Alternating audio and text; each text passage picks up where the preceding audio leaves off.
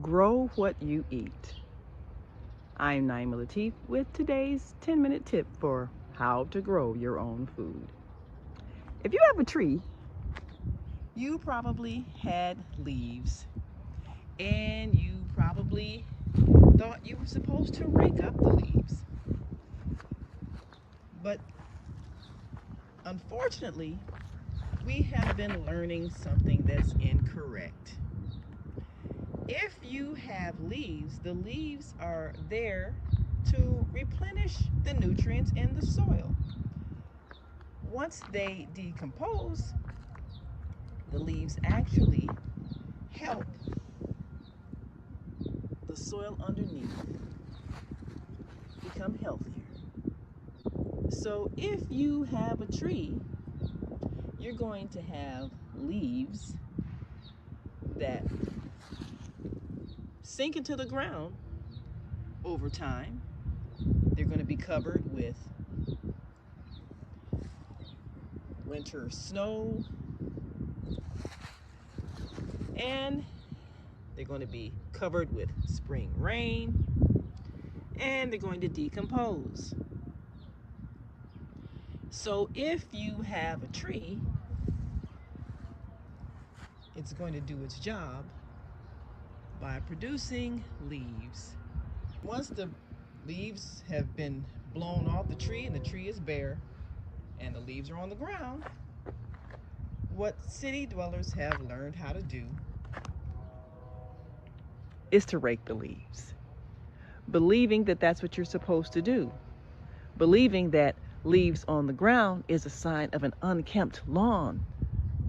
But what is happening, in fact, is that Mother Nature is repairing herself, just like our bodies are designed to repair and rebuild.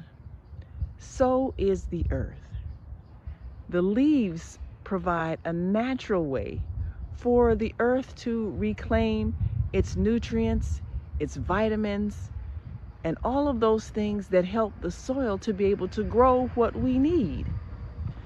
So if you did allow your leaves to do their job, you're going to see some different kinds of plants growing.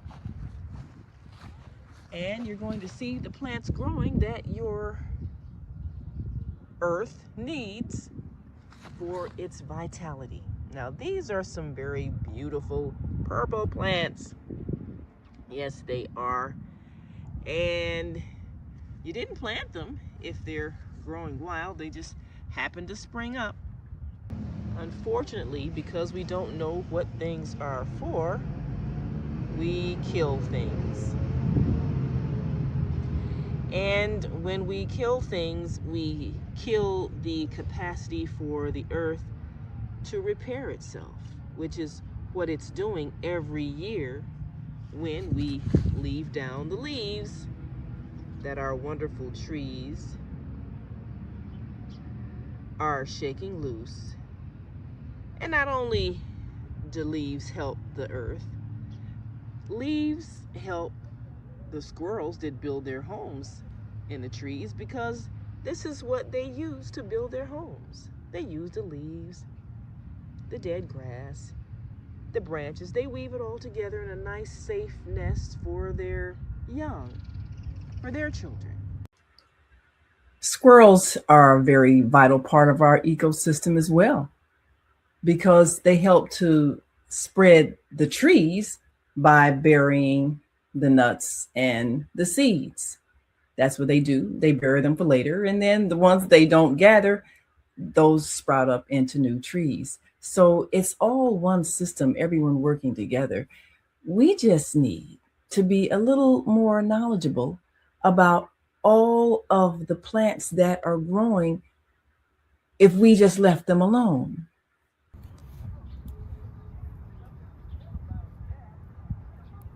So what is this plant? It is a common blue violet. And let's see, what does the common blue violet do?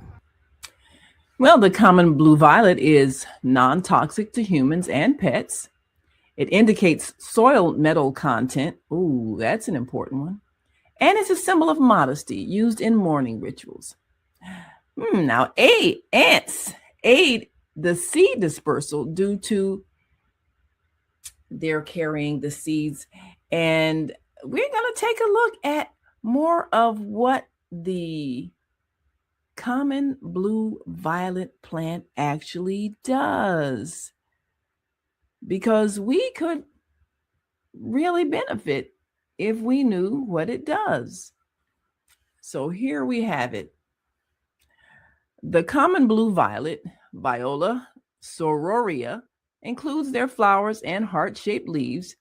They're edible, are highly nutritious, packed with vitamins A and C, and possess medicinal properties used for soothing respiratory issues, reducing inflammation, and treating skin conditions. They're versatile in the kitchen, used in salads, jellies, teas, and syrups, and serve as nutritious, cooling, and moisture-rich herbs for teas and topical applications. Culinary uses, they're also raw consumption. Both leaves and flowers are edible raw, making them excellent additions to spring salads. Cooked greens, young leaves can be cooked like spinach or used as a thickener in soups and stews due to their mucilaginous texture. Syrups and jellies. Flowers can be used to make violet syrup or jelly. Candied flowers. Flowers can be candied for decorating cakes and desserts. I've seen that. Infusions. Both leaves and flowers can be brewed into a tea, which also acts as a natural pH indicator, turning pink with lemon juice. And then there's medicinal and topical uses. Respiratory relief, rich in saponins. They are traditionally used as an expectorant. That's what you need to spit up. To soothe dry, hacking coughs, bronchitis, and sore throats. Lymphatic system support, used as a tonic to support the immune system and move fluids in the body. Skin health, infused oils or salves are used to treat dry skin, eczema, insect bites, and hemorrhoids. Pain relief, poultices, or compresses of the leaves can be applied to alleviate headaches or joint inflammation. And as a blood cleanser, it's considered a traditional alternative herb for gentle spring cleaning and metabolism support.